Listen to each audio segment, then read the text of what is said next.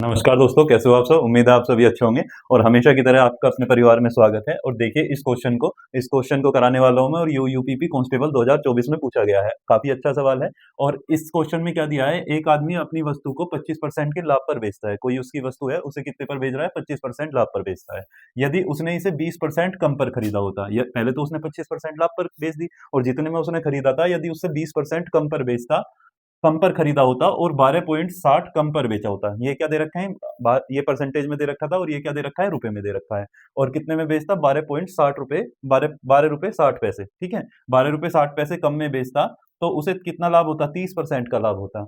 अब क्या बताना है? उसका क्रय मूल्य बताना है। तो करने का कोशिश करते हैं, आप भी इसे करिए पहले वीडियो को पॉज़ करके। क्या दिया है? मान लीजिए ₹100 में कोई वस्तु थी, ₹100 की वस्तु थी, कितने की बेची उसने? 25% का लाभ कमाया। अब 100 पे 25% कितना बैठेगा? 100 का 25% कितना बैठेगा? 125 ही बैठेगा। वैसे 100 का 25% 25 होता है। ये तो है सीपी। एसपी कैसे निकलता है? 100 का 25% 25 होता है प्रॉफिट, तो 100 में 25 जुड़ जाएगा, क्रय मूल्य में प्रॉफिट जुड़ जाएगा, तो हमें क्या मिल जाएगा? सेलिंग प्राइस मिल जाएगा। तो कितना हो जाएगा? 125। तो 100 की चीज़ कितने में बेच दी उसने? 125 में। अब वो कह रहा है कि यदि उसने 20% कम में खरीदा होता, तो 100 का 20% निकालेंगे, कितना होता है? 100 का 20% 20 ही होगा। तो 100 की ना खरीद के कितने की खरीदता? वो 80 की खरीदता। ठीक? ये 80 की खरीदता। अब वो कह रहा है कि उसे 12.6 रुपए में कम में बेचा होता। अब यहाँ तो कहीं दिया नहीं कि हम पैसे घटा दें कहीं से। यहाँ पर हमें ये दिया है कि 30% का लाभ होता है उसे। कितना लाभ होता है? 30% का। अब 30% का लाभ किस पे होगा? 80 पे ही तो होगा। यहाँ से हमें 30% निकालना होगा। अब देखो, जिसके पीछे 0 लगी होती है उसका 10% निकालना बहुत आसान है। इसका 1/10 करेंगे तो 80 का जब हम 1/10 करते हैं तो 0 से 0 कट जाती है, तो ये बस 1 अंक लास्ट का हट जाता है 10% निकालने में। तो 8 हो गया कितना? 10%, तो 30% कितना हो जाएगा? 3 गुना। तो जब 10% 8 है तो 3 पर 30% कितना हो जाएगा? 8 का 3 गुना 24 हो जाता है। तो ये कितना प्रॉफिट हो गया यहाँ पे?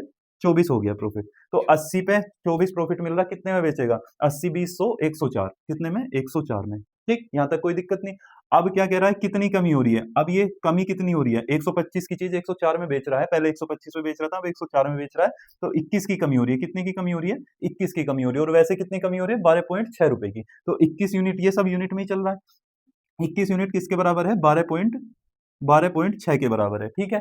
अब यहाँ क्या होगा? अब यहाँ से हम 1 यूनिट का मान निकाल लेंगे, ये पॉइंट हटेगा और इसके पीछे 1 अंक है, यहाँ से तो 10 आ जाएगा। 21 से ये कितनी बार कट जाएगा? 6 बार। कितनी बार कट जाएगा? 6 बार। 21 सिक्का 126 होते हैं, तो 1 यूनिट का मान कितना आ गया? 6/10 आ गया। हमें किसका मान बताना है? क्रय मूल्य बताना है, और क्रय मूल्य हमने क्या माना था? 100 माना था, तो 100 यूनिट का मान कितना हो जाएगा? इसमें 100 से गुना कर देंगे, 6/10 गुना 100।